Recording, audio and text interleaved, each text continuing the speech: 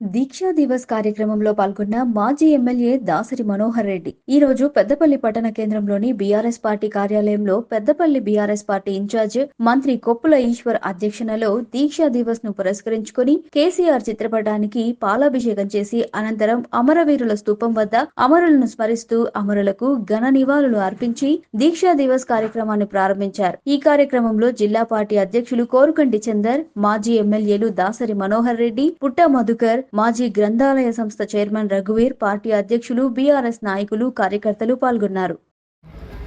ఒక మర్చిపోలేనటువంటి దినం తెలంగాణ చరిత్రలో, తెలంగాణ ఉద్యమ చరిత్రలో.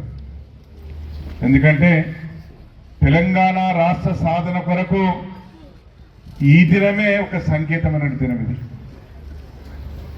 అందుకే దీన్ని మరి 2001 నుంచి గౌరవ ఆనాటి ఉద్యమ నాయకులు, మన మాజీ ముఖ్యమంత్రి వర్యులు, తెలంగాణ రాష్ట్ర సాధకులు,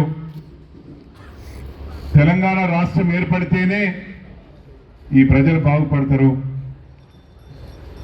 వీరందరికీ మరి మేలైతుంది, అది మహిళలు కావచ్చు, వృద్ధులు కావచ్చు, వితంతువులు కావచ్చు, వికలాంగులు కావచ్చు, యువకులు కావచ్చు, పెద్దలు కావచ్చు, విద్యార్థులు కావచ్చు, కర్షకులు కావచ్చు, వీరందరికీ సమాజం బాగుపడాలి అంటే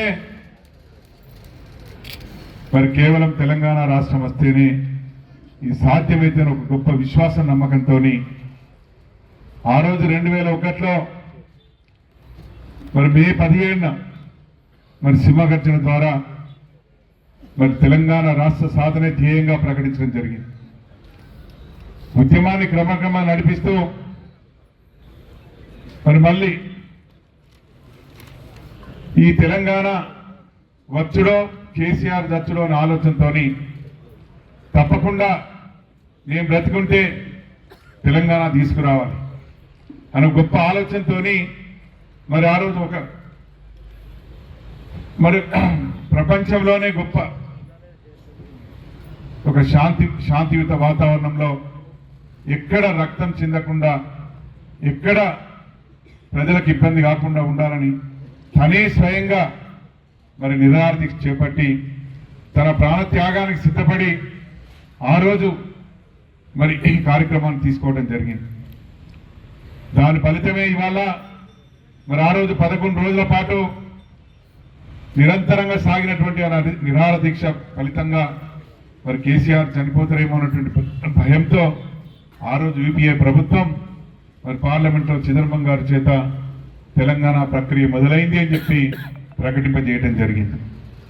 ఆ ప్రకటింపజేసిన ప్రకటనను మరి అప్పుడున్నటువంటి ప్రభుత్వం దాన్ని కాలయాపన చేసి దాదాపుగా 1300 మంది యువకుల బలిదానం తీసుకోవడం జరిగింది. ఆ తర్వాతనే మనకు తెలంగాణ ఇవ్వటం జరిగింది మనకు. అందుకే ఇవాళ మనం గమనిస్తా ఉన్నాం.